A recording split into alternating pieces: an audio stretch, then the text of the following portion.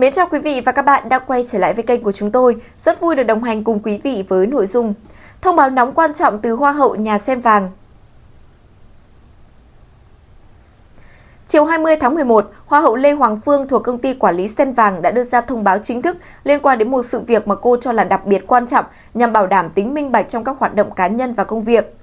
Người đẹp sinh năm 1995 cho biết thời gian gần đây đã xuất hiện tình trạng một cá nhân tên là HAT sử dụng danh nghĩa trợ lý của Lê Hoàng Phương để thực hiện một số công việc dù quan hệ hợp tác giữa hai bên đã chấm dứt từ ngày 17 tháng 11 năm 2025. Theo Hoa hậu Lê Hoàng Phương, những hoạt động này nằm ngoài phạm vi thỏa thuận trước đây và không nhận được bất kỳ sự chấp thuận nào từ phía cô.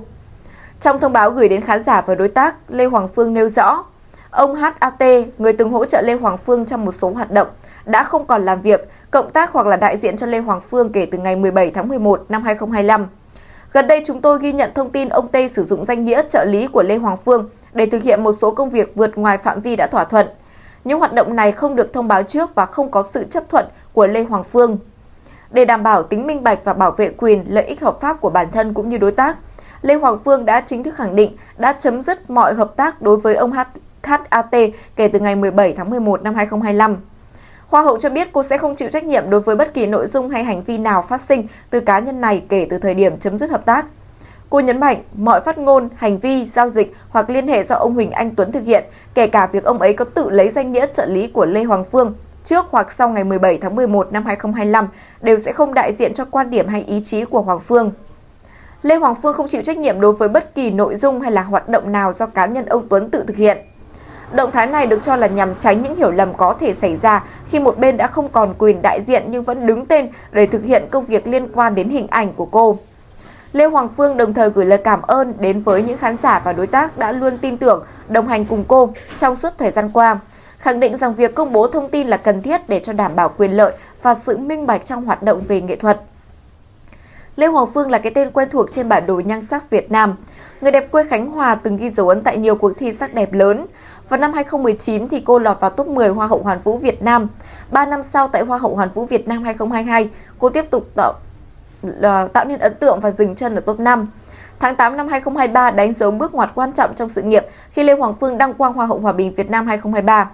Đại diện Việt Nam tại Miss Grand International 2023 diễn ra trên ngay sân nhà. Cô xuất sắc lọt vào top 5 và đạt danh hiệu Á hậu 4.